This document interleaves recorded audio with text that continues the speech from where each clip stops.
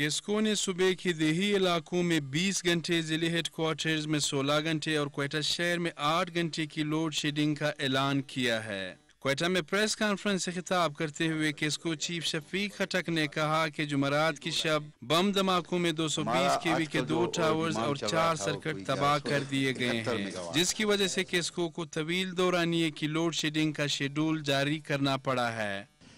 क्योंकि कोई 400 मेगावाट इन 4 लाइनों के बंद होने से 400 मेगावाट की किल्लत मजीद हो गई।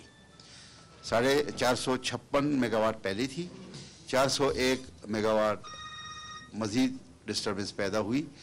इस वक्त 857 मेगावाट की हमें प्रॉब्लम्स है।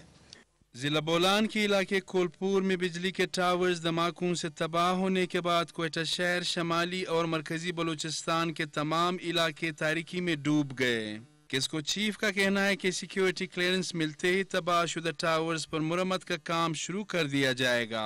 जैसे हमें क्लियरेंस मिलेगी, यानी स्वीपिंग होगी, गार्डनिंग होगी, तो इंशाल्लाह हम तो फौरन शुरू कर देंगे। हमारा काम इतना नहीं है, कोई कल शाम तक या परसों सुबह तक इंशाल्लाह हम अपनी 2 लाइनें रिस्टोर कर लेंगे, सब्जेक्ट टू कंडीशन कि हमें सिक्योरिटी मिले और कोई जैसे पिछले बार मसलूम में हुआ था, खुदा न करे कि ऐसा कोई वाक़या दोबारा ना हो। सूबे में अक्सर लोगों का रोजगार ज़राअत के शोबे से वाबस्ता है और ज़राअत का इन्हसार ज़ेरे ज़मीन पानी पर है, जो ट्यूबवेलों के जरिए निकाला जाता है। ताहम ट्यूबवेल चलाने के लिए बिजली का होना ज़रूरी है, लिहाजा इस नए शेड्यूल से आम सार्फिन बिलअमूम और सूबे के ज़मींदार बिलखसूस बुरी तरह मुतासिर हो रहे हैं।